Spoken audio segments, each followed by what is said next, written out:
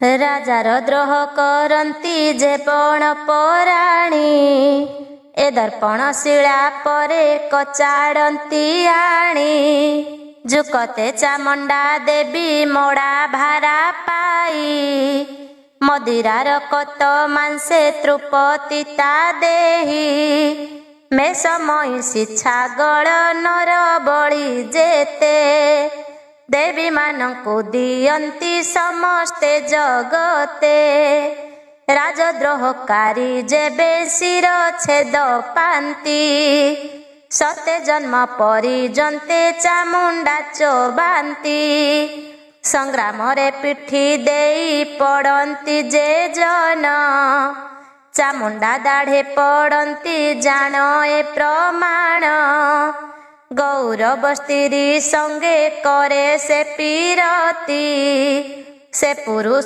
चामुंडार मुखरे पड़ंती देव विप्रंकु करंती जेहु उपहास मत गर्भे निंदंती जे वेद दोषा दोष चामुंडार दाढ़े पुण पड़ंती से जाई शुण तु हो सावधाने सची देवी साई सत्य करी देवी बोली न दियंती जाहा चामुंडा दंडे पड़ंती देवींकर स्पृहा संग्रामे युद्ध न करी एड़ंती जे जन चामुंडा मुखे पड़ंती एक कथा प्रमाण बोलंती जे बृहस्पति शुण सची साई चामुंडा जीवा को बड़ी रुधि रही नाही तेणु चामुंडा गगन मार्गे बुलु थाई जहीं संग्राम हुई तहु विजे जाई कड़ा मर्दल झुमुका झुमु झुमु बाजे चामुंडा बजाई नृत्य करी तही बीजे शुण हे परीक्ष राजा कहे सुक जति जान आरोहिण गले इंद्र बृहस्पति स्वर्ग भुवन रे जाई होइले प्रवेश गंधर्वे विद्याधरी खटिले कपास एथु अनंतरे शुण तुम्भे पूर्ववाणी बांछा सिद्ध कर नरे भागवत शुणी जशोदा कृष्ण को कोल धरी निद्रा जाई चेतना पाइण देवी उठिले चियाई इंद्र बृहस्पति जेउ प्रकारे आसिले सेहु प्रकारे जशोदा स्वप्न देखिले नंद आगरे कहिला स्वप्नर बाणी स्वप्न भल मंद बुझ ज्योतिष आणी भोनाथ एमंत स्वप्न देखिली मु भले इंद्र बृहस्पति मन विमान चढ़िले आंबर पुत्र तु स्तुति करुथिले चाही जय मंगल कणिए पाद तले थोई गले बेनि जने एहा निदे देखिलई सत मिछ बुझी स्वामी देख आपे जाई नंद देखिले से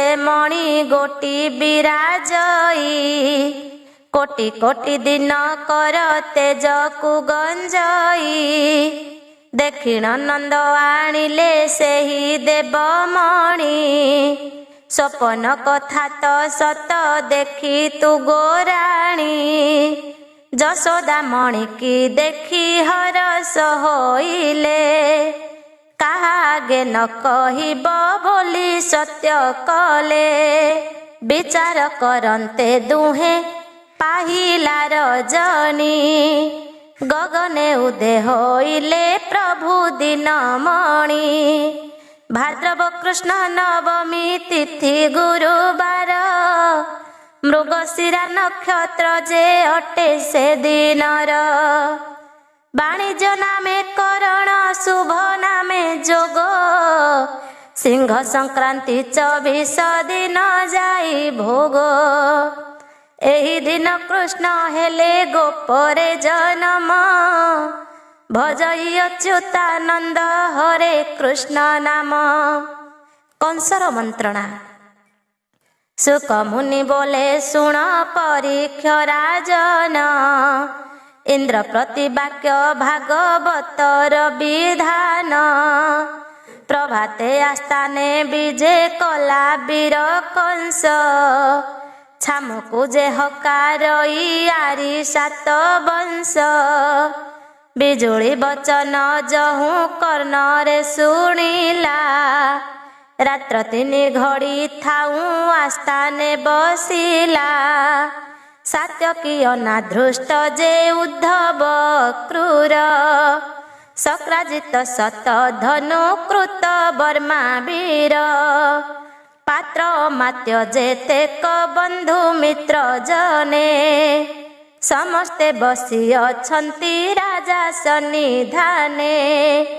अम्बा कदम्ब चाणूर मुष्टिक जे केसी। तृणाबका सहित रे पूतना राक्षसी। वसुदेव आदि करी जेते तही थिले। कंस आज्ञा शुणी सर्वे सभारे बसिले। 56 कोटी जादव राउत माहुंते। अप्रमित सैन्य गणी कहिब केते। भूइया भोपाल देशी विदेशी जे बल। समस्ते तो पटोआरी आस्थानर तल। सबु पात्र मंत्री किसे आस्थाने बसाई। सभा गह गह पृथ्वी पूर्ण नदी सई। कंस बोले रथी महारथी अछ पास। अपूर्व कथा कहिबी गुप्त विश्वास। नारद मुनि जे मोते कहिथिले जाहा। स्वरूप नहिला सेहु होइला कमाया। मुनि बोइले भणजा हस्ते प्राणनाश। ता जानी कली भणजा ठारे अमरस। षडपुत्र माइलई मोहि कोप चिते। केउ पाप आत्मा मोर बध कला एते। विशेष भणजाकु मु सोहस्ते माइली। कलह प्रिय मुनिर कथा प्रते गली। भगिनी पुत्र माइली सना एही भावे। मते से मारिब जान गोपपुरे बे। बिजुली कन्या जे मते कहिला स्वरूप। लागे मते भग्नी पुत बध महापाप। आकाश शुभिला मते सनक बाणी। मनरे चिंता पशिला सेही कथा शुणी। जेते बेळु शुणिली मु बिजुली बचन। तेते बेळु मन मोर हुए छन छन। आंभाकु भय मोहर होइला अपार। एथकु उपाय तुम्भे कर जे जाहार। गोमत ऋषि जे मते करी अछि कोप। गोपे गले मूर्धा फाटू देला एही साप। तेणु गोपनरे मुहि न पारई जाई। गोपपुरे गले मोर प्राण पाई नाही। जाणु जाणु मुके मन्ते करिबी ए कथा। शत्रुनाश गले प्राण पाई सिना व्यथा। मो शरीरे प्रतिकार अछि अनुग्रह। के मोर शत्रुकु मोते मारी देब कह। जार पुत्र होइथिब आजर रजनी। सबु बाळ पुत्र आस मो छामुकु घेनी। गोपपुरे जाई पुत्र होई अछि जात। सबु मोर बोली आज्ञा देला नर नाथ। ରାଜା ଆଜ୍ଞା ପରମାଣେ ଧାତିକାରେ ଗଲେ। ସବୁ ଲୋକ ଘରେ ପଶି ପୁତ୍ରକୁ ଆଣିଲେ। 70 ଅର୍ବୁଦ ସାହି ମଥୁରାରେ ଥାଇ। ନଗ୍ର ଆୟତନ ଅଷ୍ଟାଦଶ କୋଶ କହି। ଏହାର ଭିତରେ ଥିଲେ ଯେତେ ଯେତେ ବାଳ। ରାଜା ଆଜ୍ଞେ ପରମାଣେ ଦୁଷ୍ଟ ନର୍ଗଳ। ବେନି ଲକ୍ଷ ନବଜାତ ଶିଶୁ ବଧ କରି। କଂସ ଆଗେ କୁଢ଼ାଇଲେ ପର୍ବତ ପରି। ଅନେକ ବାଳକୁ ମର ନଗ୍ରୁ ଆଣି କାଢ଼ି। କାନ୍ଦନ୍ତି ମାତା ପିତା ଏଉରେ କରତାଳି। କେବଳଇ ପୋଡ଼ି ଯାଉ ଏ ନଗ୍ରେ ନଥିବା। ସକଳ ସମ୍ପଦ ଛାଡ଼ି ଦେଶାନ୍ତର ଯିବା। କେବଳ କଥା ଗୋଟେ କାହିଁ ଶୁଣା ନାହିଁ। ବାଳପୁତ୍ରକୁ ମରାଏ ରାଜା କିସ ପାଇଁ। ବାଳକ ସ୍ତ୍ରୀ ଆବର ଗୋ ବ୍ରାହ୍ମଣ ହତ୍ୟା। ପାପ ମଧ୍ୟେ ମହାପାପ ଏହି ଚାରି କଥା। ଥୋକାଏ ଦାନବ ଥିଲେ ତହିଁ ପୁଣ୍ୟବନ୍ତ।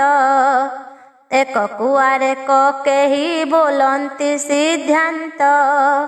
ରାଜା ହୋଇ ଯେବେ ମନ୍ଦ ଚିନ୍ତିଲା ପ୍ରଜାଙ୍କୁ। କର୍ମଦୋଷ ବୋଲି ବାନା କହିବା କାହାକୁ। ମାତା ହୋଇଣ ପୁତ୍ରକୁ ଦେବେ ଯେବେ ବିଷ।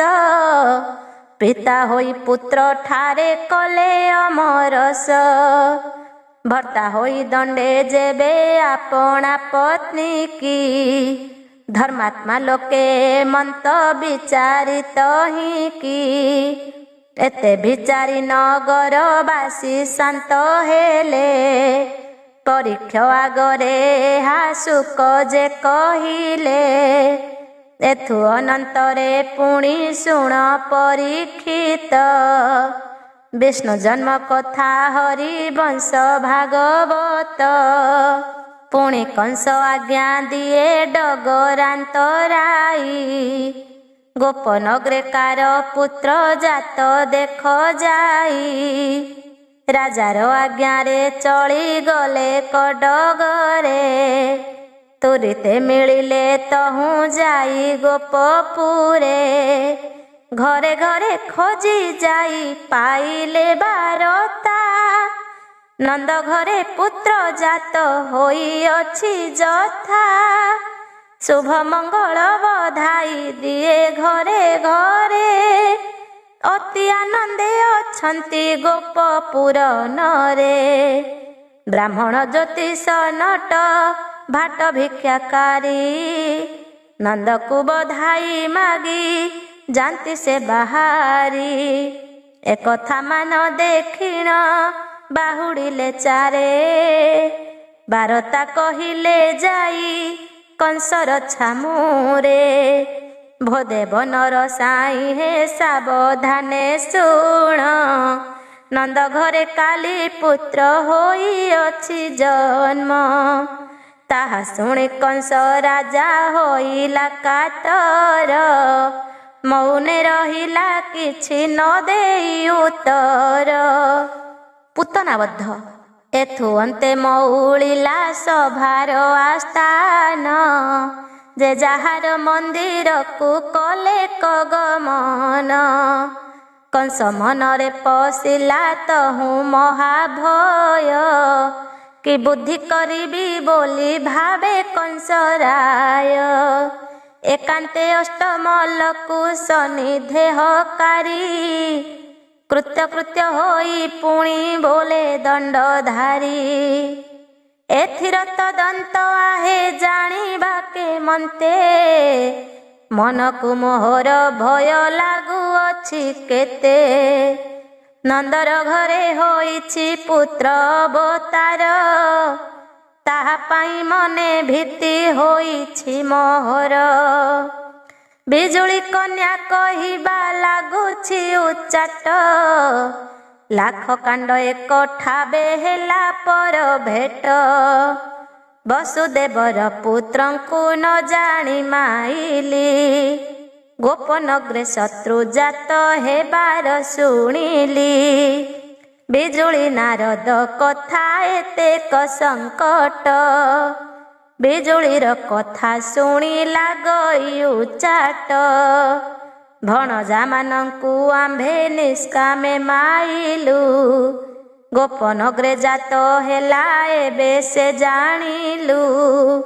ଆକାଶର ବାଣୀ ମୋତେ ନହିଲା ତ ମିଛ, ଚାର ମୁଖରୁ ଶୁଣିଲି ବାରତା ପ୍ରତ୍ୟକ୍ଷ। ଯେତେକ ବାଳୁତ ପୁତ୍ର ଜାଣି କଲି ନାଶ, ପାପ ହୋଇଲା ଅର୍ଜିଲି କେବଳ ଯଶ। ଆହେ ତୁମ୍ଭେ ମାନେ ମୋର ସଖା ଅଷ୍ଟମଲ୍ଲ, କୋଟି ଇନ୍ଦ୍ର ସଂହାରିବା ଭଳି ତୁମ୍ଭ ବଳ। ତୁମ୍ଭ ମଧ୍ୟ ମୋ ଶତ୍ରୁକୁ ଯେ ପାରିବ ମାରି, ଶାଢ଼ୀ ଚନ୍ଦନ ମାଳ ସେ ଘେନୁ ଆଗ ସରି। ରାଜାର ଶ୍ରୀମୁଖୁ ଶୁଣି ଏମନ୍ତ ବଚନ, ବୋଲନ୍ତି ଯେ ଏକ ମୁଖ ହୋଇ ମଲେ ପୁଣ। ତିନି ପୁର ଜିଣି ପାରୁ ଆମ୍ଭେ କେ କେ, ଆମ୍ଭଙ୍କୁ ଦେଖିଲେ ଦେବେ ପଳାନ୍ତି ସଶଙ୍କେ। ବାଳୁତ ଛାର ଶତ୍ରୁକୁ ତୋର ଏତେ ଶଙ୍କା, ପୃଥିବୀ ମଣ୍ଡଳେ ଆମ୍ଭେ ଅଟୁରଣ ରଙ୍କା। ମନରୁତ ପରିତାପ ଛାଡ଼ ନୃପ ଏବେ, ଯାହାକୁ ମାରିବୁ ଆଜ୍ଞା ଦିଅ ଯିବୁ ସର୍ବେ। ଭୋ ଦେବ ଆମ୍ଭେ ତ ଭୃତ୍ୟ ତୁ ଆମ୍ଭର ପ୍ରଭୁ, ଏଛାର କଥାକୁ କିମ୍ପା ବିଷାଦ ତୁ ଲଭୁ।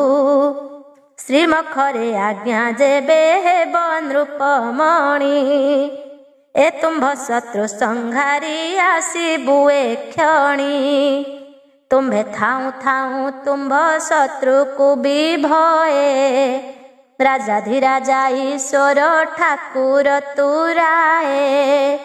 ନିଶ୍ୱାସ ମାତ୍ରକେ ଦେବ ଯିବ ଗୋପପୁର, ଜୀବନ୍ତେ ଶତ୍ରୁକୁ ଧରି ଦେବୁ ତୋ ଛାମୁର।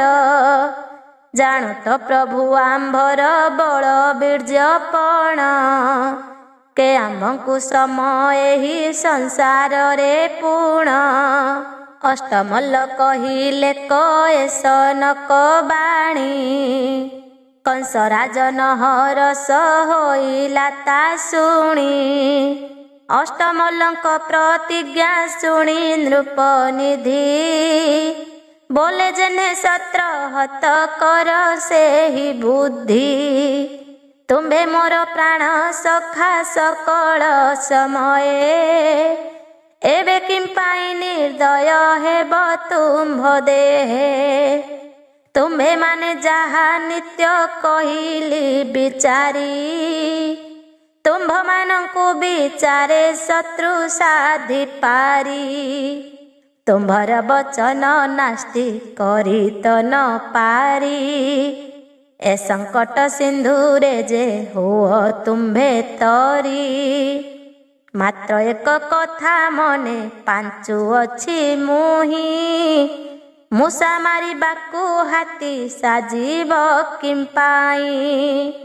ସ୍ୱଭାବେ ବାଳୁତ ସେହି କିଞ୍ଚିତ କରିବ, ପଟୁଆର ସଂଗ୍ରାମ କି ତ ସଙ୍ଗେ କରିବ। ସିଂହ ଯୁଦ୍ଧ କରେ ଯେବେ ଶୃଗାଳର ତୁଲେ, କି ଯଶଲ ଭଇ ଶତ ଥର ହିଁ ଜିଣିଲେ। ଗୁପତେ ଶତ୍ରୁ ଆମ୍ଭର ଯେବେ ଯିବ କ୍ଷୟେ, ତହିଁକି ବୁଦ୍ଧି ବିଚାର କର ସିଉ ପାଏ। ଗୋମତ ଋଷି ଅଛନ୍ତି ମୋତେ ସାପ ଦେଇ, ତେଣୁ ଗୋପନଗ୍ରକୁ ମୁଁ ନ ପାରଇ ଯାଇ। ଦୁର୍ଲଭ ଅଟଇ ଗୋପପୁର କଥା ମୋତେ, ଗୁଣ ବିଗୁଣ ଜାଣ ଅଛି ବେନି ମତେ। ଏତେ ମୋତେ ଶତ୍ରୁ ଭୟ ଲାଗିଅଛି ଏଥେ, ଏ ଭୟରୁ ଉଦ୍ଧାର ମୁଁ ହୋଇବି କେମନ୍ତେ। ଗୌଡ଼େ ମଲେ ତହିଁକି ନାହିଁ କିଛି ଚିନ୍ତା, ଗୋପନଗ୍ରକୁ ଧୂମାନ୍ତ କରିବି ସର୍ବଥା। କେସି ବୋଲେ ଦେବ ମନେ ନ କର ତୁ ପାପ, ଗୋପାଳଙ୍କୁ ଛାଡ଼ ତୁମ୍ଭ ମନରୁ ସନ୍ତାପ। ସବୁଦିନେ ତାହାଙ୍କର ଗୋପନଗ୍ରେ ଘର, ତାଙ୍କ ପ୍ରସାଦେ ଅମୃତ ରସ ଭୋଗ କର। ଗୌଡ଼ଙ୍କ ଦୋଷ ଆମ୍ଭେ କେବେ ହେନ ଧରୁ, ଅନେକ ଅପରାଧ କଲେ କ୍ଷମା ଆମ୍ଭେ କରୁ। ଯେ ଆମ୍ଭର ଶତ୍ରୁ ତାକୁ ଗୁପତେ ମାରିବା, ମୋହ ଜାଣିବାରେ ତାଙ୍କ ଦୋଷ ନ ଧରିବା। କେସି ବୋଇଲା ଭୋ ଦେବ ଯାହାକୁ ତୋ ଇଚ୍ଛା, ବିଳମ୍ବ ନ କରି ବହେ ଦିଅ ତାକୁ ଦୀକ୍ଷା। କଂସ ରାଜା ବୋଲେ ଶତ୍ରୁ ବାଳୁତ ସେ ସିନା, ସର୍ବେ କହିଲେ ପେଶିବା ଗୋପକୁ ପୂତନା। ସ୍ୱଭାବେ ସୁନ୍ଦରୀ ସେହି ପୁଣି ନବ ଯୁବା, ସ୍ତନ୍ୟପାନ କରାଇ ସେ ମାରି ପାରେ ଅବା। ବିଚାରିଣ ପୂତନାକୁ ପାଶେ ହକାରିଲା, ଶାଢ଼ୀ ଚନ୍ଦନ ମାଳା ସେ ଦେଇଣ ବୋଇଲା। ତୁମ୍ଭେ ଗୋପ୍ରୋହିଣୀ ଦେବୀ ଶୁଣ ମୋର ବାଣୀ, ନନ୍ଦ ଗୋପ ନଗରକୁ ଚଳ ଏହି କ୍ଷଣି।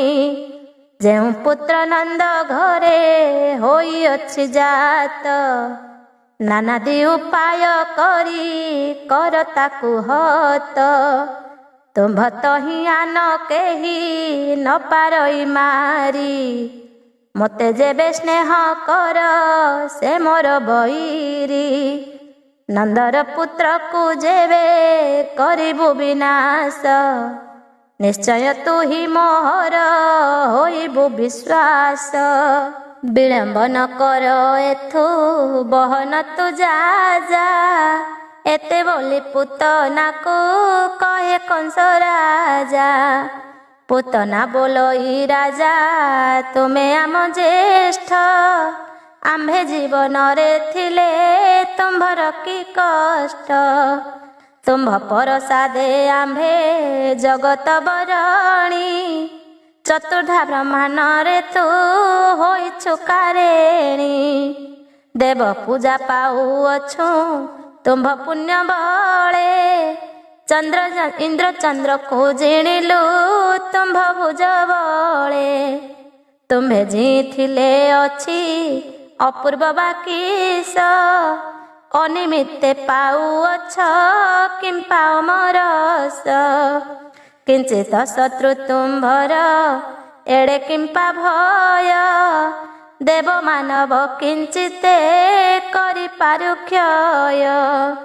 ନନ୍ଦ ଯେ ଛାର ଗୌଡ଼ ଅଧମଟଇ, ବାଳୁତ ପୁତ୍ର ତାହାର ଘରେ ଜାତ ହୋଇ। ସେ ପୁତ୍ର ଛାରକୁ କିମ୍ପା ହେଲା ତୁମ ଶଙ୍କା, ମୁହିଁ ଯେ ବ୍ରହ୍ମସୁରୀ ଅଟେ ରଣରଙ୍କା। ଏହି କ୍ଷଣି ଶତ୍ରୁକୁ ମୁଁ ଆସିବି ସଂହାରି, ନିମିଷ ମାତ୍ରକେ ଆଜ୍ଞା ଦେଲେ ଦଣ୍ଡଧାରୀ। ରମ୍ଭା ମେନକା ନୁହନ୍ତି ମୋତେ ରୂପେଶରୀ, କାଳ ଜାଳନ୍ଧରି ବିଦ୍ୟା ମୁହିଁ ଜାଣେ ଭଲ କରି। ତୁମ୍ଭେ କି ନ ଜାଣ ମୋର ବଳବନ୍ତପଣ, ନନ୍ଦପୁତ୍ର ମାରି ମୁହିଁ ଆସିବି ଏ କ୍ଷଣ। ତୁମ୍ଭେ ନ କହୁଁ ଆଗରୁ ତାହା ଜାଣିଥିଲି, କିଞ୍ଚିତ ଆଜ୍ଞାକୁ ମୁହିଁ ବାଟ ଚାହୁଁଥିଲି। ଏତେକ ବୋଲି ଅସୁରୀ ରଚିଲା ମାୟା, ତକ୍ଷଣେ ଧରିଲା ରମା ଅପସରା କାୟା। ଗନ୍ଧର୍ବୀ ରୂପକୁ ଜିଣି ଦିଶଇ ସୁନ୍ଦରୀ, ସ୍ୱର୍ଗ ନାୟିକା ତାହାକୁ ନୁହନ୍ତି ତ ସରି। ସୁବାସିତ କୁସୁମରେ ସଜାଇଲା କେଶ, କଟିରେ ପିନ୍ଧିଲା ରଙ୍ଗ ଝିନ ପିତ ବାସ। ଭୁଜେ ସୁବର୍ଣ୍ଣ ବାହୁଟି କଙ୍କଣ ହିଁ ଶୋହେ, କର୍ଣ୍ଣେ କନକର କାପ ଜଗଜ୍ଜନ ମୋହେ। ଶିରେ ସୀମନ୍ତ ମୁକୁତା ଜାଲି ଜଗତ୍ ବଳା, କଣ୍ଠ ତଟେ ଆଭରଣ ମୁକୁତାର ମାଳା। ଲଲାଟେ କସ୍ତୁରୀ ଚିତା ଇନ୍ଦ୍ରକୁ ହିଁ ଜିଣି, ନାକରେ ଯେ ନାକ ଚଣା ଶୋଭିତ ବସଣି। ସର୍ବାଙ୍ଗ ଯାକ କୁଙ୍କୁମ ଲେପିଣ ସୁନ୍ଦରୀ, ହରଡମ୍ବରୁ ମଝାକୁ ପୟୋଧର ଭାଳି। ବେନି ଚରଣକୁ ବେନି ନୂପୁର ସେ ସାଜେ, ଚରଣକୁ ଚଢ଼ାନ୍ତେ ସେ ରୁଣୁ ଝୁଣୁ ବାଜେ। ସର୍ବ ସୁଲକ୍ଷଣୀ ରୂପ ଧରେ ସୁଲକ୍ଷଣୀ, ଅମର ବିଦ୍ୟା ଧରିକି ପଟାନ୍ତର ଜିଣି। ଅନେକ ପ୍ରକାରେ ସେହି ହୋଇଲା ସୁବେଶ, ବେନି ସ୍ତନର ଭିତରେ ପୁରାଇଲା ବିଷ। ମହୁରା ଦାରୁ ଗରଳ ମିଶା କାଳକୂଟ, ବେନି କୁଚ ମଧ୍ୟରେ ରଖେ କରିଣ କପଟ। ଅଷ୍ଟମଲ୍ଲଙ୍କୁ ପ୍ରଣାମ କରିଣ ସୁନ୍ଦରୀ, ଅପୂର୍ବ ବେଶେ ନଭରୁ ବାହାରେ ଅସୁରୀ। ଏମନ୍ତ ଚରିତ କେହି ନ ଜାଣନ୍ତି ଆନ, ଅଷ୍ଟମଲ୍ଲ ଜାଣନ୍ତି ତ ଜାଣଇ ରାଜନ।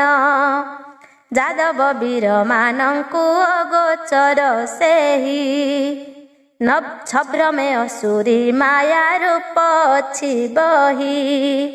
ଅମଙ୍ଗଳ ଯୋଗେ ବାଳି ହୋଇଲା ବାହାର, ନୀଳବର୍ଣ୍ଣ ମଞ୍ଜାରିକି ଡେଇଁଲା ଆଗର। ତଦନ୍ତରେ ବାଳ ପୋଏ କରୁଛନ୍ତି କଳି, ତୁଚ୍ଛା କୁମ୍ଭ କାଖେ ଘେନି ଯାଉଛନ୍ତି ବାଳି। ଦୁଇ ପାରୁ ସେ ମାନବ ଛିଙ୍କ ଶୁଭେ ଦୂରୁ, କାକ ଭୁଲୁକ ଉଡ଼ନ୍ତି ରାବଇ ଯେ ଫେରୁ। ପୁଣି ଥୋକା ଏକ ଦୂରେ ଝୁଣ୍ଟିଲା ଯେ ଯାଇ, ପାଦର ଅଙ୍ଗୁଳି ଫାଟି ରୁଧିର ବହଇ। ଆକାଶେ ପକ୍ଷୀଙ୍କ ରାବ ଶୁଭେ ଅମଙ୍ଗଳ, ନଗୃ ବାହାରରେ ମୁଣ୍ଡେ ବାଜିଲା କଚାଳ। ଏତେ ବି ଯୋଗେ ପୂତନା ବାହାର ହୋଇଲା, ଶିଶୁବଧ କରିବାକୁ ଦବେଗେ ଗଲା। ଛଦ୍ମବେଶ ଧରିଣ ଯେ ଚଳଇ ପୂତନା, ରୂପେ ପଟାନ୍ତର ନାହିଁ ସ୍ୱର୍ଗ ବାରଙ୍ଗନା। ସୁରାସିଦ୍ଧ ସାଧ୍ୟ ମନ ମୋହୁ ଅଛି ରୂପେ, ତୋରିତେ ପ୍ରବେଶ ଯାଇ ହେଲା ନନ୍ଦ ଗୋପେ। ଝିନ ପତନି ଓଢ଼ଣି ଦେଇଅଛି ମାଥେ, ବିଷ ଲଡୁ ଥାଳି ଏକ ଘେନି ଅଛି ହାତେ। କୁଳବଧୂ ତୁଲ୍ୟ ମାନେ ହୋଇ ଲଜ୍ଜା ଭର, ଗୋପପୁର ଦାଣ୍ଡ ମଧ୍ୟେ ଚାଲେ ଧୀର ଧୀର। ତଳକୁ ମସ୍ତକ ପୋତି ଲଜ୍ଜା ଭର ହୋଇ, ଯୁବକମାନଙ୍କୁ ଦେଖି କଣିଆଇ ଚାହିଁ। ଗୋପାଳେ ପୂତନା ରୂପ ଦେଖନ୍ତେ ପ୍ରତ୍ୟକ୍ଷେ, କାମୁକ ପୁରୁଷ ମାନେ ଗୋଡ଼ାଇଲେ ପଛେ। କେବଳ ଗୋପାଳ ମନେ କରନ୍ତି ବିଚାର, କାହୁଁ ଅଇଲା ଏଠାକୁ ଏ ରମଣୀ ବର। ସୁରସିଦ୍ଧ ମୁନି ମନ ମୋହି ପାରେହି, କେବେ ତ ଗୋପରେ ୟାର ଦେଖା ଥିଲା ନାହିଁ।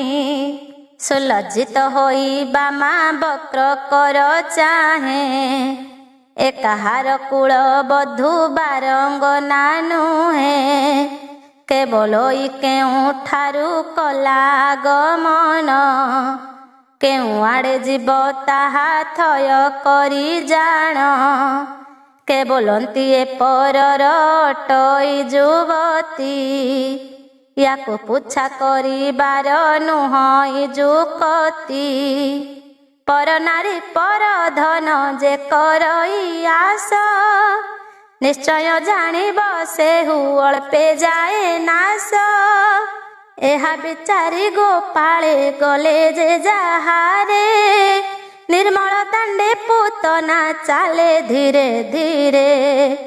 ମତ ମାତଙ୍ଗିନୀ ପରି ଚାଲଇ ଆଶ୍ୱାସୀ, ଯାଇ ମିଳେ ନନ୍ଦ ଖୁଡ଼ ଯହିଁ ଅଛି ବସି। ଦେଖନ୍ତେ କରେ ଧରିଛି ବିଷ ଲଡ଼ୁ ଥାଳି, ଝସାଇ ପଶେ ଭିତରେ ଅସୁରର ବାଳି। ଦେଖିଲା ନାରୀ ପୁଛନ୍ତି ତୁମ୍ଭେ ମାଗୋ କିଏ, କେ ବଣ ଦେଶୁ ଅଇଲ କି କାର୍ଯ୍ୟ ଗୋ ମାଏ। ତୁମ୍ଭ ନାମ କିସ ତୁମ୍ଭେ କେଉଁ କୁଳେ ଜାତ, ଏ କଥା ସିଦ୍ଧାନ୍ତ କରି କହସି ଗୋମାତ। ଯଶୋଦାଙ୍କ ପରିବାରି ଘର ଅଛୁ ଜଗି, ନ କହି କିମ୍ପା ପଶିଲ ହୋଇ ଉଦବେଗୀ। ପୁତନା ବୋଇଲା ମୁହିଁ ରାଜାର ବହିଣୀ, ବାଳକକୁ ଯଶୋଦାମ ସଙ୍ଗେ ସଙ୍ଗାତୁଣୀ। ପିତା ମାତା ଘରେ ଆମ୍ଭେ ଥିଲୁ ଯେତେବେଳେ, ଏକା ସଙ୍ଗୀ ହୋଇ ଯାଉ ଯମୁନାର କୂଳେ। ଶୁଚି ହୋଇଣ ବାଲୁକା ଲିଙ୍ଗ ତହିଁ ଥାପି, ବାଲୁକା ପୂଜା ମନ୍ତ୍ର ଯେ 5 ଅକ୍ଷର ଜପି। ଈଶ୍ୱର ଦେବତା ପୂଜା କରୁ ନାନା ରଙ୍ଗେ, ସେଦିନୁ ସଙ୍ଗାତ ମୁହିଁ ଯଶୋଦାଙ୍କ ସଙ୍ଗେ। ଅପାର କାଳରୁ ଆମ୍ଭେ ଦେଖା ଦେଖି ନାହିଁ, ଆସିଅଛି ସଖୀ କି ମୁଁ ଦେଖିବାର ପାଇଁ। ସେ ମୋର ପ୍ରାଣ ସଙ୍ଗାତ ପାଶୋରିଲେ ମୋତେ, ମୁହିଁ ତାଙ୍କୁ ଜାଣୁ ଜାଣୁ ମୂର୍ଚ୍ଛିବି କେମନ୍ତେ। ନଗଲେ ତ ଅଇଲେ ତ ବନ୍ଧୁ ହୋଏ ପର, ଏହା ବିଚାରି ଅଇଲି ସଙ୍ଗାତଙ୍କ ଘର।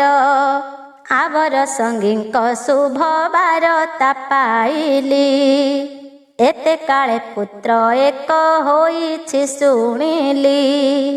ସମ୍ପଦେ ବିପଦେ ରାଜଦ୍ୱାରେ ସମସାନେ, ଏ ଚାରି କଥାରେ ସିନା ଜାଣି ବନ୍ଧୁ ଜନେ।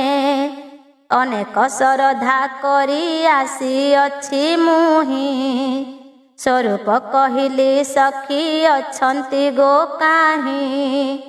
ମୋର ଆସିବା ବାରତା ସଖୀ ଆଗେ କହ, ସଙ୍ଗାତର ମୋହ ଠାରେ ଅଛି କି ସେ ନେହ। ଶାଶୁ ନଣନ୍ଦର ଘର ଆସିଲି ମୁଁ ଛାଡ଼ି, ରନ୍ଧନ ଯୋଗାଡ଼ ମାନ ସବୁ ଥିବ ପଡ଼ି। ଅବେଳରେ ଆସିଅଛି ନ ପାରଇ ରହି, କେବଳ କଥାଏ କହି ଯିବି ବେଗ ହୋଇ। ମାୟାରେ ପୁତନା ଯହୁଁ କହିଲା ଏ ବାଣୀ, ପରିବାରୀ ମାନେ ତାହା ନ ପାରିଲେ ଜାଣି।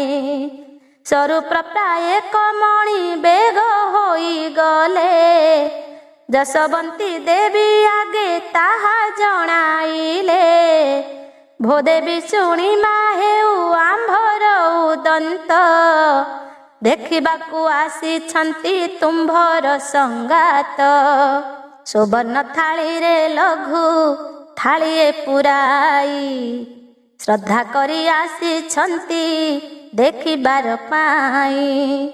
ମାଗ କି ଆଜ୍ଞା ହୋଇବ କହସି ଆମ୍ଭଙ୍କୁ, ତୁମ୍ଭର ଆଜ୍ଞା ହୋଇଲେ ଆସିବେ ଛାମୁକୁ।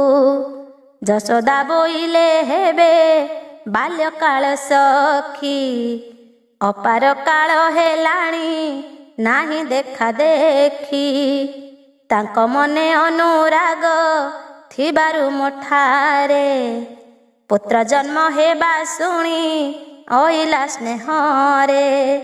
ଦେଖିବି ପୂର୍ବର ସଖିଏ ମୋର ସୁଯୋଗ, ବିଳମ୍ବ ନ କରି ତାଙ୍କୁ ଡାକି ଆଣ ବେଗ। ଯଶୋଦାଙ୍କ ଆଜ୍ଞା ପାଇ ପରିବାରି ଗଲେ, ଛଦ୍ମ ଅସୁରୀକି ନେଇ ଛାମୁରେ ମିଳିଲେ। ଅନ୍ତୁଡ଼ିଶାଳରେ ବସିଥିଲେ ଯଶୋବନ୍ତୀ, ପୁତନା ପ୍ରବେଶ ହେଲା ଯାଇ ତାଙ୍କ କତି। ଧରିଥିଲା ବିଷ ଲଡ଼ୁ ଥୋଇଣ ଛାମୁରେ, ଆସ୍ଥାନ ଉପରେ ମାଡ଼ି ବସିଲା ଆଗରେ। ବଚନେ ବୋଇଲେ ମୁଁ ଯେ ନିସ୍ତରିଲି ଆଜ, ତୁମ୍ଭଙ୍କୁ ଦେଖିଲି ମୋର ହେଲା ସବୁ କାର୍ଯ୍ୟ। ତୁମ୍ଭେ ଅବା ସଙ୍ଗାତୁଣୀ ପାଶୋରିଲ ମୋତେ, ବାଳୁତ କାଳର କଥା ଅଛି ମୋର ଚିତ୍ତେ। ଅପାର କୁମାରୀ ମାନେ ହୋଇ ଏକ ମେଳି, ବନସ୍ତକୁ ଯାଉଥିଲେ ନୀତି ଫୁଲ ତୋଳି। ସେ କାଳର କଥା ସଖୀ ମୋ ମନେ ଅଛଇ, ସୁଖ ଭୋଗ କରିବାରୁ ପାଶୋରିଲୁ ତୁହି। ଆଗ ପ୍ରିୟ ସଖୀ ତୁ ଯେ କଲୁ ବାର ବ୍ରତ, ତେଣୁ ପୁତ୍ର ଜନ୍ମ କରି ଖଣ୍ଡିଲୁ ଦୁରିତ।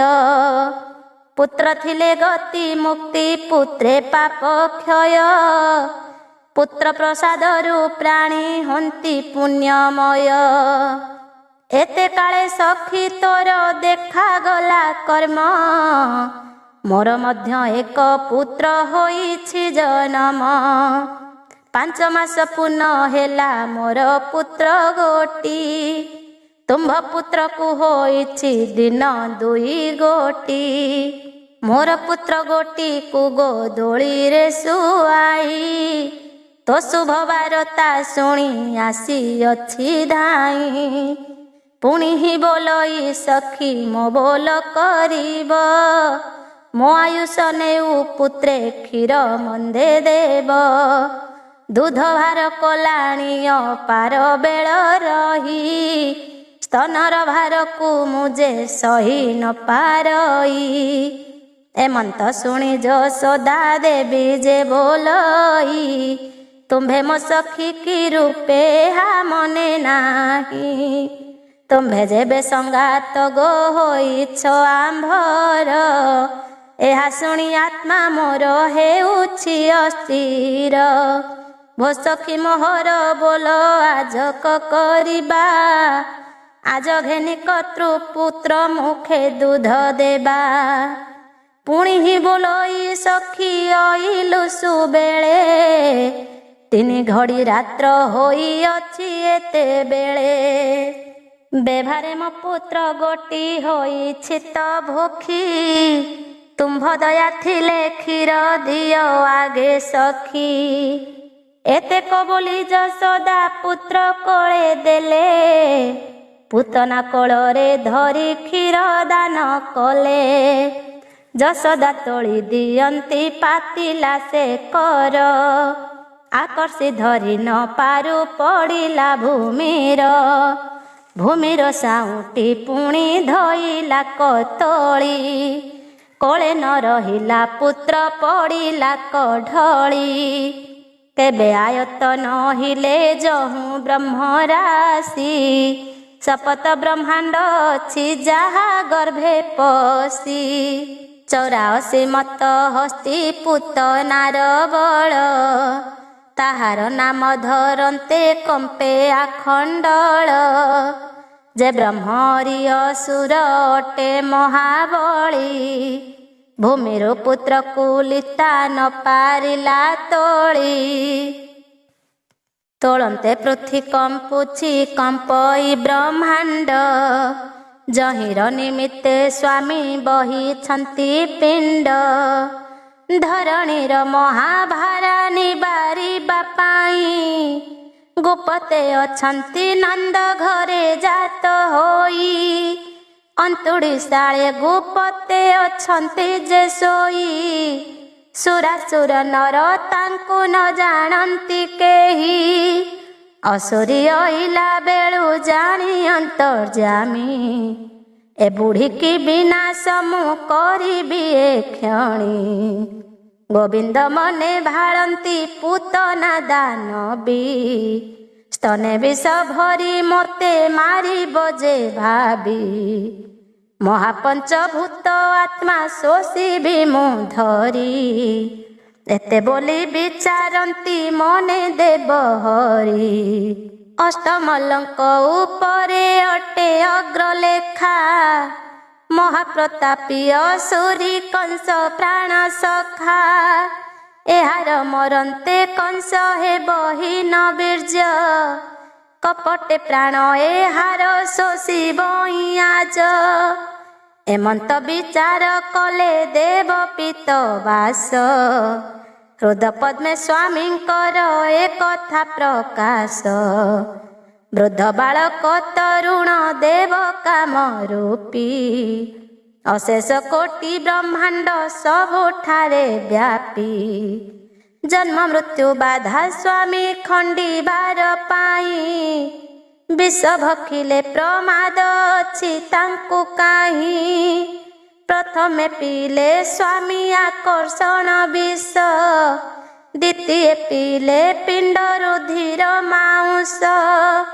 ରୁଧିର ପିଅନ୍ତେ ସେହି ପାଇଲା କ ବାଧା, ଛାଡ଼ ଛାଡ଼ ବୋଲି ମୁଖେ ମାଇଲା କ ଖୁନ୍ଦା। ସ୍ୱହସ୍ତରେ ଭିଡ଼ି ସ୍ୱାମୀ ନ ଛାଡ଼ିଲେ ଯହୁଁ, ହସ୍ତରେ ଧରି ଅସୁରୀ ପେଲଇ ଯେ ତହୁଁ। ଆଣ୍ଟ କରି ପିଉଛନ୍ତି ସ୍ୱାମୀ ଶିର ଝୁଣି, ଆତ୍ମା ବିସର୍ଜନ ହେଉଅଛି ରାକ୍ଷାସୁଣୀ। ବେଳକୁ ବେଳ ଅସୁରୀ ବୈରାଗ ପାଇ, ଶ୍ରୀକୃଷ୍ଣଙ୍କ ଗାଲେ ଖୁନ୍ଦା ମାଇଲା କନେଇ। ଯେଉଁ ଶରୀରେ ବାଜିଲେ ଗିରି ହୁଏ ଚୂର, ପୂତନା ଖୁନ୍ଦାରେ କିସ ହୋଇବ ତାଙ୍କର। କୋଟି ମନ୍ଦର ପଡ଼ିଲେ ହୋଏ ଯହିଁ ଭଙ୍ଗ, ଅଭେଦ୍ୟ ବଜ୍ର କବଚ ଅଟେ ବଜ୍ର ଅଙ୍ଗ। କିଞ୍ଚିତ ମାତ୍ର ଜଗତ ପାରନ୍ତି ଯେ ମୋହି, ବିଚାରିଲେ ତାଙ୍କ ବଳ ରୂପ ଅଛି କାହିଁ। ପୁଣ ପୁଣ ସେ ଅସୁରୀ ପାଇ ବୈରାଗ, ଉଚ୍ଚସ୍ୱରେ ବୋଲେ ଛାଡ଼ ଛାଡ଼ ମୋତେ ବେଗ। କ୍ରୋଟ ଅଗ୍ନି ପ୍ରାୟ ତାର ନୟନର ରାଗ, ଭୟ ପୂତନା କହଇ କରି ମହାଭାଗ। ଯଶୋଦାଙ୍କ ମୁଖ ଚାହିଁ ବୋଲଇ ଅସୁରୀ, ସଖୀ ତୋର ପୁତ୍ର କଥା ଜାଣି ତ ନ ପାରି। କ୍ଷୁଧା କରୁଥିଲା ବୋଲି ଦୁଧ ଦେଲି ମୁହିଁ, ସେ ମୋତେ ଧରିଛି ତ ନ ଛାଡ଼େ କାହିଁ ପାଇଁ। ପେଟ ପୁରାଇଣ ଦୁଧ ପିଇଲାଣି ସବୁ, ଯଶୋବନ୍ତ ବୋଲନ୍ତି ଯେ ଛାଡ଼ ଛାଡ଼ ବାବୁ। ମାତାର ବଚନ ସ୍ୱାମୀ ଏମନ୍ତ ଯେ ଶୁଣି, ସ୍ତନ କାମୁଡ଼ି ଝୁଣନ୍ତି ଆଣ୍ଟେ ଚକ୍ରପାଣି। ଦର୍ଦୁର ଦେଖିଲେ ଯେହ୍ନେ ଭୁଜଙ୍ଗ ପ୍ରତାପ, ସ୍ତନପାନ କରନ୍ତି ଯେ ସ୍ୱାମୀ କରି କୋପ। ବେଳୁ ବେଳ ସେ ଅସୁରୀ ହୋଇ ବିକରାଳି, ବିଧାଏ ଆକ୍ରୋଶୀ ପୁଣି ମାଇଲା କତୋଳି। ମୁଖରେ ଆଙ୍ଗୁଳି ଦେଇ ବୋଲେ ଛାଡ଼ ଛାଡ଼, କୋପ ଭରେ ମାରୁଅଛି ଅନେକ ଯେ ମାଡ଼। ବେଳୁ ବେଳ କୋପ କଲେ ଦେବ ନାରାୟଣ, କ୍ଷୀର ସଙ୍ଗତେ ଶୋଷିଲେ ପୂତନାର ପ୍ରାଣ। ପ୍ରାଣପାନ ବ୍ୟାନ ଦାନ ସମାନ ସହିତ, ଏକ ନିଶ୍ୱାସେ ଶୋଷିଲେ ଜଗତର ତାତ। ପ୍ରାଣ ଛାଡ଼ିଣ ଅସୁରୀ କଲା ଘୋର ରଡ଼ି, ମେରୁ ଉପରେ ମନ୍ଦର ପଡ଼ିଲା କି ଝଡ଼ି। ଯୁଗାନ୍ତର ଶବଦ ଯେ ଶୁଭିଲା ପ୍ରଚଣ୍ଡ, କମ୍ପିଲା ସ୍ୱର୍ଗ ସହିତେ ସକଳ ବ୍ରହ୍ମାଣ୍ଡ।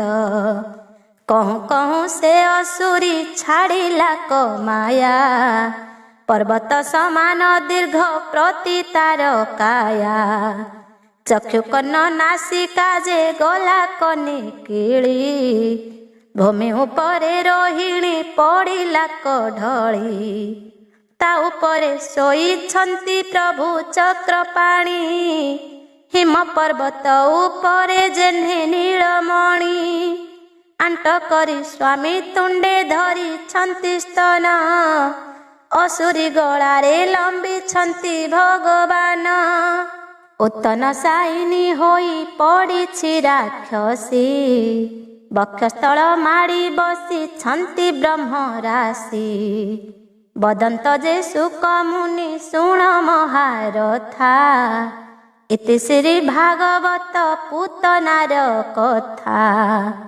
ନନ୍ଦର ଅରିଷ୍ଟ ଶାନ୍ତି ଏଥୁ ଅନନ୍ତରେ ରାଏ ଶୁଣ ଦିବ୍ୟବାଣୀ ବାଳଲୀଳାରେ ବଧିଲେ ଅସୁର ପ୍ରହୀଣୀ ପ୍ରାଣ ଛାଡ଼ନ୍ତେ ସେ ରଡ଼ି ଦେଲା ଉଚ୍ଚ ସ୍ୱରେ 14 ଭୁବନ ଯାକ କମ୍ପେ ଥରହରେ ଭୟଙ୍କର ରୂପ ଧରି ଅସୁରୀ ଗର୍ଜିଲା ମର୍ତ୍ତପୁରେ ଗିରି ଶୃଙ୍ଗ ଝଡ଼ିକି ପଡ଼ିଲା ଭୟଙ୍କର ଶବ୍ଦ ଶୁଣି ଗୋପନର ନାରୀ ନନ୍ଦଗୃହକୁ ଧାଇଁଲେ ବେଗ ବେଗ କରି ଏକୁଆରେ ବ୍ୟାକୁଳ ହୋଇ ଗୋପବାଳୀ करे दौड़ी घेनिण गोपाळे दौड़ी ଯେଉଁ ଗୋପାଳେ ବୋଲନ୍ତି ଅଗୋଚର ବାଣୀ କିମ୍ଭୂତ ଶବଦ ଗୋଟା ଶୁଭିଲା ଏକ୍ଷଣି କେବଲେ ପର୍ବତ ବା ପଡ଼ିଲା କି ଝଡ଼ି କେହୁ ବୋଲଇ ମାରଇ ମେଘ ଘଡ଼ଘଡ଼ି କେହୁ ବୋଲଇ ଉଲୁକା ପତନର ଧାପ କେହୁ ବୋଲନ୍ତି ହୋଇଲା ଅବା ଭୂମିକମ୍ପ କେହୁ ବୋଲଇ ଏ କଥା ଜାଣିବା କେମନ୍ତେ ଦୁଃସହ ଶବଦ ଗୋଟା ଶୁଭିଲା ଜଗତେ ଏ ସନକ ଖଳବଳ ଗୋପୀ ଗୋପବୃନ୍ଦ ନିଶ୍ଚୟ ବାରତା ଆସି କହିଲେ କନନ୍ଦ ସମସ୍ତ ଗୋପାଳେ ବେ ଶୁଣ ମୋର ବାଣୀ ଅଦ୍ଭୁତ ଯୁବତୀ ଗୋଟା ଅଇଲା ଏ କ୍ଷଣି ତିନି ପୁର ମୋହିନୀ ସେ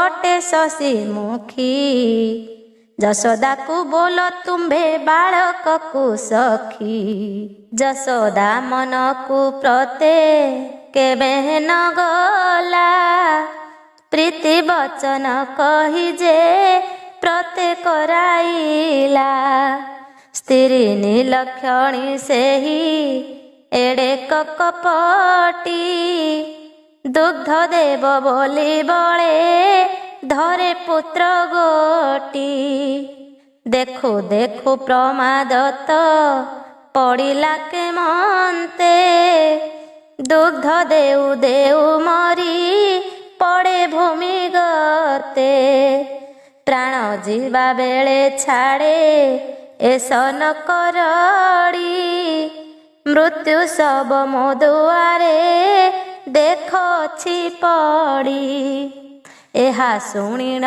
ଗୋପାଳେ ଧାମନ୍ତି ହରସେ ସମସ୍ତେ ମିଳିଲେ ଯାଇ ନନ୍ଦ ଘର ପାଶେ ନନ୍ଦ ଗୋପ ନଗ୍ରେ କ୍ଷୁଦ୍ର ପର୍ବତ ତ ଜାଣି ସହସ୍ରେ ଭଡ଼ା ମାଗିଣ ପଡ଼ିଣ ରହିଣୀ ସ୍ତନ୍ୟପାନେ ତ ବୁକୁରେ ଗୋବିନ୍ଦ ଯେ ଶୋଇ ଏ ସନ ରୂପ ଗୋପାଳେ ଦେଖିଲେ କଯାଇ ନନ୍ଦ ପ୍ରାଙ୍ଗଣେ ଅସୁରୀ ମରି ପଡ଼ିଅଛି ଦେଖି ଗୋପାଳ ମାନଙ୍କୁ ନ ସ୍ଫୁରଇ କିଛି ଏକ ଆରେକ ବିଚାରି ବିଷାଦ ପାଇଲେ ନନ୍ଦର ମୁଖ ଚାହିଁଣ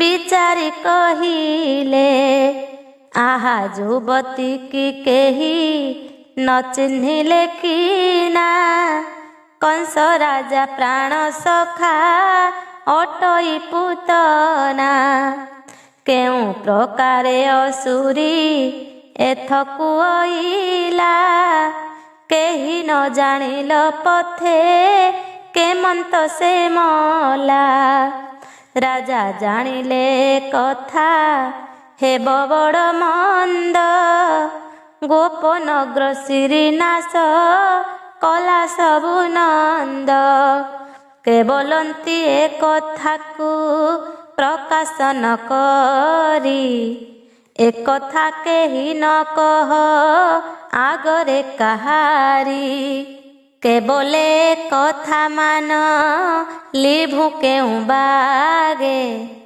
तुंड बारता जाई से पवन हूँ बेगे केवले छड़ाई आण पुत्र को ही जाई मरु पूतना तही की भय किछि नाही पूतना मले आंभर न जाई तो किछि आंभ पुत्र गोटी सर्व शुभेजी अछि केहु बोलंती ए नंद नुहंती तथापि ता पुत्र कुए प्रमाद पड़िला अद्यापि वृद्ध काले विधाता से पुत्र देला सत्ये एथकु बिहि कषण देवटी के मन्ते के बोले देख प्रोहिणी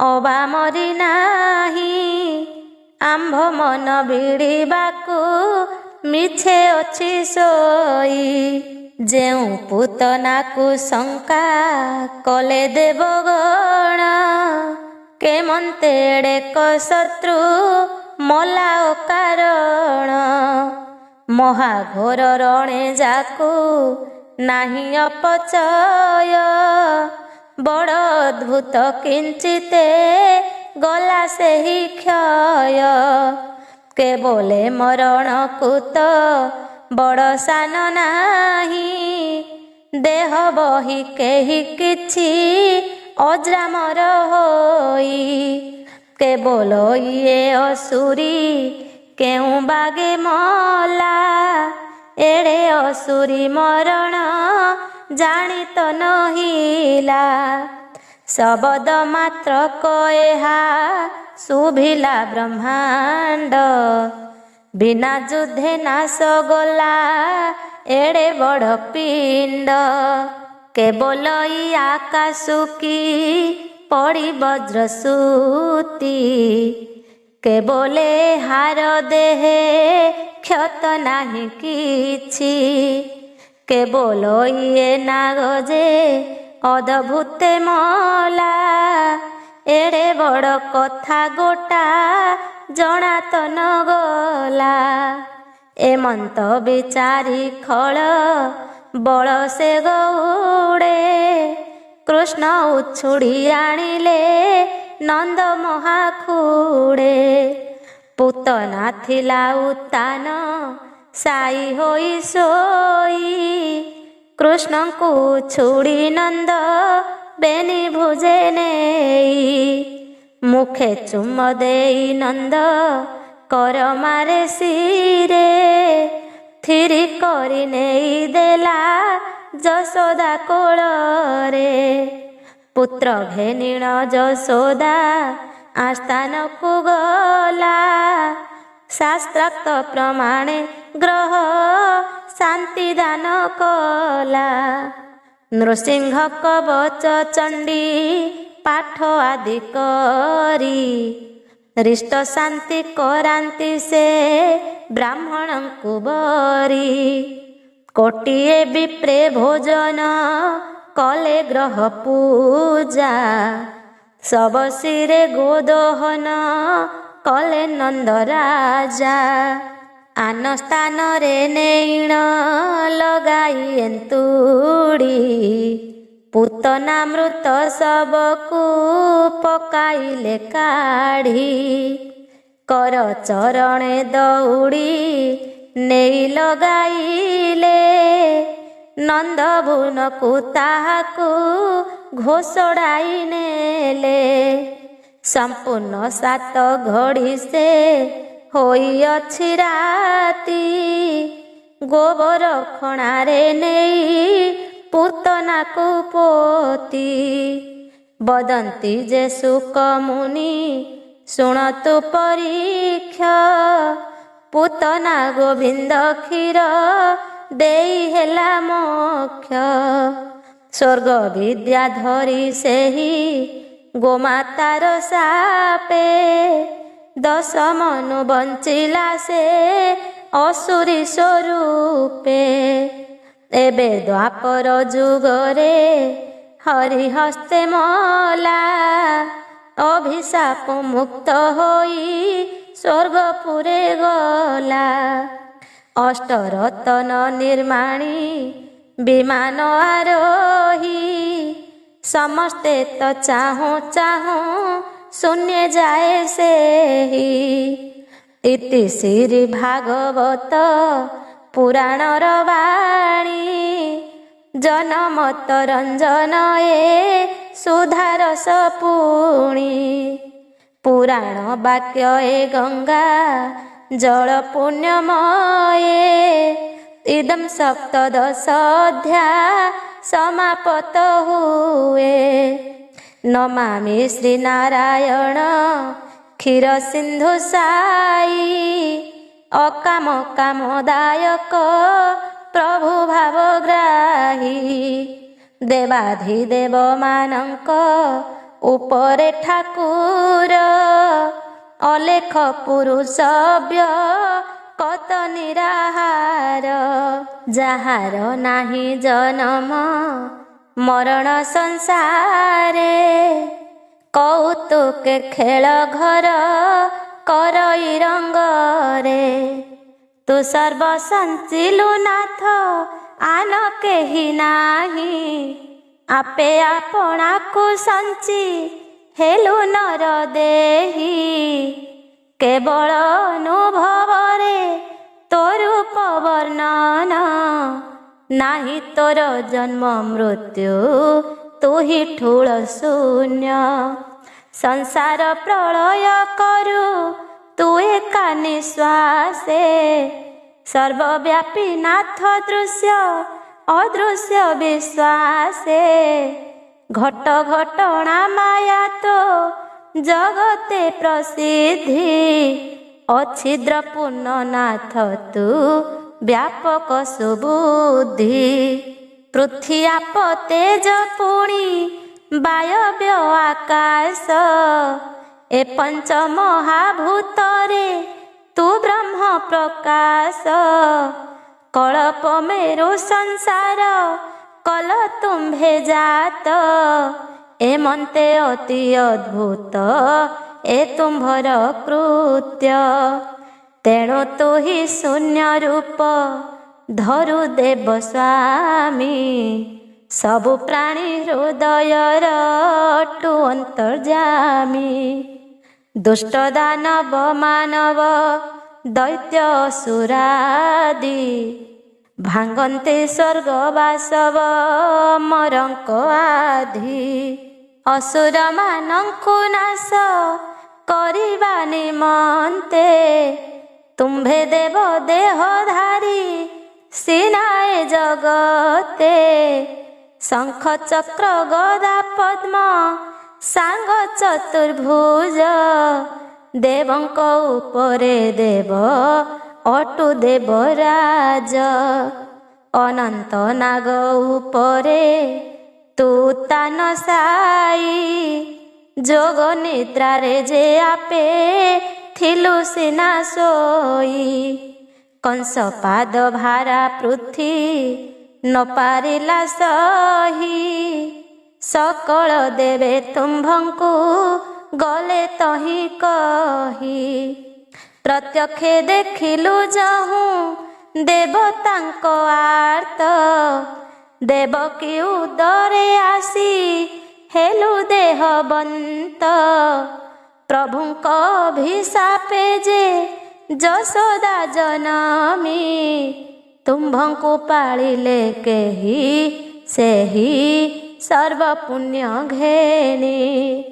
ବ୍ରହ୍ମାର ପୁତ୍ରେ ଗୋପାଳ ରୂପ ତହିଁ ହୋଇ ଗୋଗୋଷ୍ଠରେ ଜନ୍ମ ହେଲେ ଦେଖିବାର ପାଇଁ। ପୃଥିଭାରା ଭରନାଥ କର ତୁମ୍ଭେ ନାଶ ନମସ୍ତେ ବାଳ ଗୋପାଳ ରୂପୀ ପିତବାସ। ନମସ୍ତେ ହେ ଗୋପୀନାଥ ବାଳ ରୂପ ଦେହା ନମସ୍ତେ ହେ ଗୋପୀନାଥ ଲକ୍ଷ୍ମୀ ପ୍ରାଣ ନାହା। ନମସ୍ତେ ହେ ଗୋପୀନାଥ କାମୀ କାମଦାୟୀ ନମସ୍ତେ ହେ ଗୋପୀନାଥ ଭକ୍ତ ଭାବଗ୍ରାହୀ। ନମସ୍ତେ ହେ ଗୋପୀନାଥ ଗତି ମୁକ୍ତି ଦାତା ନମସ୍ତେ ହେ ଗୋପୀନାଥ ନରକୁ ଉଦ୍ଧାରନ୍ତା। ନମସ୍ତେ ହେ ଗୋପୀନାଥ ସର୍ବ ଅନ୍ତର୍ଯ୍ୟାମୀ ଗୋପୀନାଥ ସୁମରିଣ ହୁଅ ସ୍ୱର୍ଗଗାମୀ। ସେହି ଗୋପୀନାଥଙ୍କର ପାଦ ପଦ୍ମ ତଳେ ଅଚ୍ୟୁତ ଦାସର ମନ ରହୁ ସବୁ କାଳେ।